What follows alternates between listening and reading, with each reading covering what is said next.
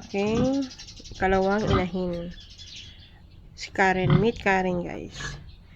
So, ito siya, guys. Sad to say. Kasi, lagi siyang nag-a-atching. Nagbabahing. So, simula yung umulan nung nagligad, gabi yun umulan. Umaga, mainit. Tapos, pag kagabi umulan. Tapos, ganyan na, pag kinabukasan, ang itong alaga kong si Karen, mahina na siyang kumain. Ayan. Pinapakain ko siya ng mga ipil-ipil, tangkong, tapos, nililiguan ko siya ng suka. Ayan. Awa ng Diyos, guys. Kumakain naman siya, pero hindi katulad noon na isang balde na fita, yung lalagyan ng fita, na ubos. Ngayon, half-half lang. Pero okay na rin yan kasi kumakain naman Kumakain naman siya. Karen? Karen? Karen?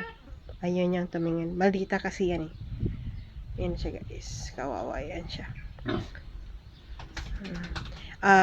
Nagpapaligo ako ng suka morning, tanghali, at saka gabi. Yan, nagpapaligo ako ng suka sa kanya.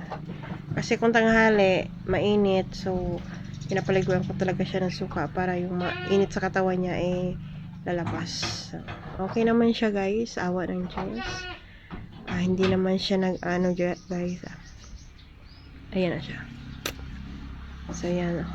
Ganun pa rin. Nilalagyan ko ng ganyan para yung init ng sun hindi papasok dito sa kanyang kulungan, guys, para hindi naman mainit masyado. So ngayon hindi ko siya ginaligo. Ang ginaligo ko sa kanya is suka lang talaga, guys. Tapos pinapakain ko siya ng tangkong, ipil-ipil, kahit ano lang na dahon-dahon, yung kinakain ng mga kanding. Ayan.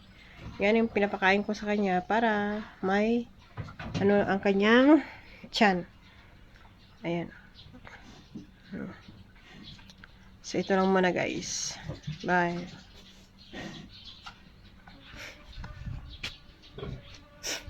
Sa